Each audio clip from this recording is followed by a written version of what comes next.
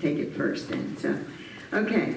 And for the questions, a reminder, 60 seconds to answer them. Okay, question 1. What makes you the most qualified candidate for the position of Magisterial District Judge? Well, I don't want to repeat myself, but I've handled, I don't want to say everything a magistrate sees, but every kind of case a magistrate sees, and from both sides. In addition to serving in a judicial capacity as a mental health review officer, I'm also an arbitrator in 3 different counties.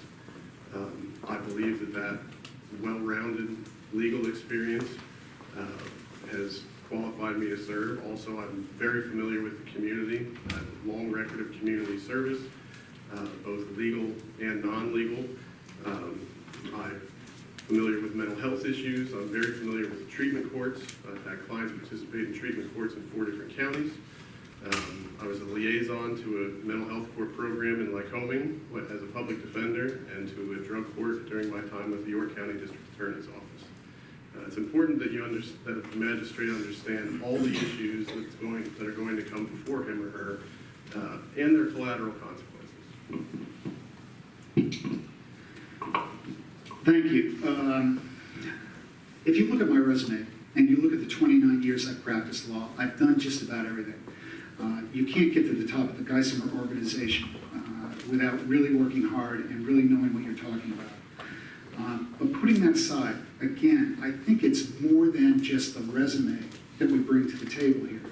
It's the person. What kind of characteristics will you bring to the job? And I think if you look at Mr. Armbruster's record, he wasn't an attorney, and he was a probationary officer, if I recall correctly, and he did 34 years. So his character was important. I think your character, what I bring to the table is important. Seriousness, dedication to the community, and really, I think, things that are maturity. So I think that if you look at everything, I did not mention my parents, but I think that is an immature way to approach a candidacy. But be that as it may, thank you. So I would agree that it's very important to have leadership qualities to take a position in any form of judiciary, particularly the minor judiciary. I too have been invested in the Lewisburg community. My husband and I have raised our kids here.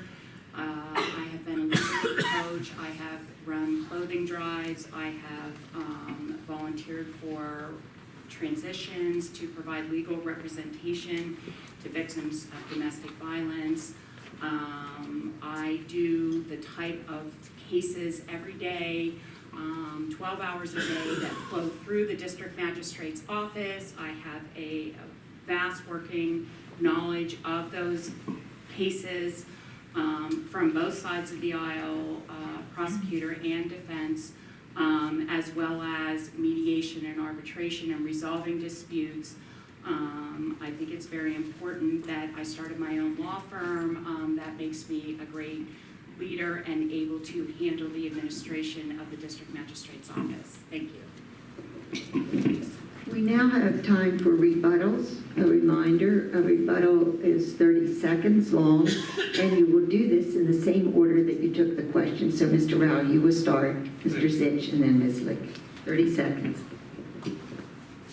Since returning to the area, I have been to maybe a dozen of these functions, and I would note that the league goes out of their way to make this a civil and non-combative process. I couldn't disagree more with the fact that I've been inspired to enter community service by my parents. It's probably best that I not say more than that. Well, let me just say this. I think it's the candidates that are important. And whether we were or weren't inspired by our parents is not going to help us in the courtroom. We have to make those decisions. I think that the depth of experience that I bring from 29 years of practicing law, I mean, my opponents were respectively 6 and 8 years old when I began practicing law. It gives you a sense of how long I've done it. So, you know, while the other candidates have talked about their records in terms of their practices, mine, if anyone checks my resume, far outstrips their experience. Thank you. So, I will concede I have not done it as long as my esteemed opponents. However, I will say in my short tenure as an attorney, I've done a lot of legal work and with vast legal experience. I continue to do it every day. I don't do it at an appellate level. I do it at a community level. I represent people in the community. I represent people who are living on the fringes. I work very hard to provide pro bono legal services to victims of domestic violence and abused children. And I seek your support. Thank you. Thank you. Question 2 comes from the League. Judge Leo Armbruster has made heavy use of diversion policies in sentencing, such as the drug courts and community service.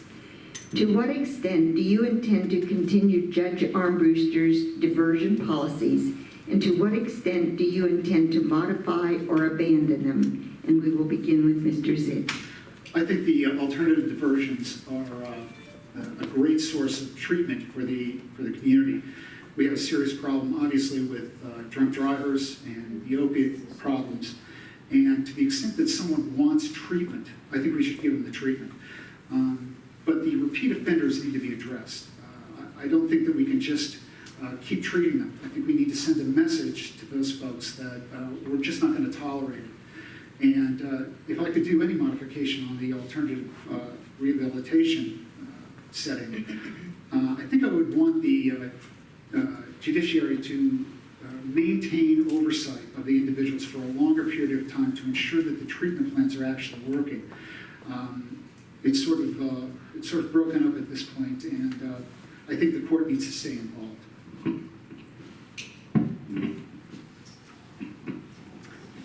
So I have lots of experience working in diversionary programs through the Court of Common Pleas and representing juveniles at the Magisterial District Court level. I'm a big believer in them. I come from a social work background. I think they work to the extent that the president judge wants to promote diversionary programs in the magisterial district and in the judicial district where the magisterial district appears. I think it's a collaborative effort, and the magisterial district judge needs to pay attention to what's going on in the Court of Common Pleas and to follow those policies. But I also believe that it's important to pay attention to the law and make sure that the public trust and that the public is safe from repeat offenders. I think there's a little confusion, there's a little mixing of different programs here. There's all kinds of different diversionary programs, but only one that the magistrate really holds the keys to, and that has been Judge Armbruster's alternative adjudicatory disposition program, which in my experience is a one-of-a-kind program. I've practiced in half a dozen different college towns, and his is the only one that I know that exists. It is typically only eligible for first-time offenders. And we're not talking about DUI cases, we're talking about non-traffic summary offenses. In my practice, it's typically underage drinking or open container violations. I think the program should be preserved. I'm interested in looking at a few changes to it. One, making sure it is strictly for first-time offenders. Two, the community service requirement, that service should be done here in our community as opposed to other places where the student or individual may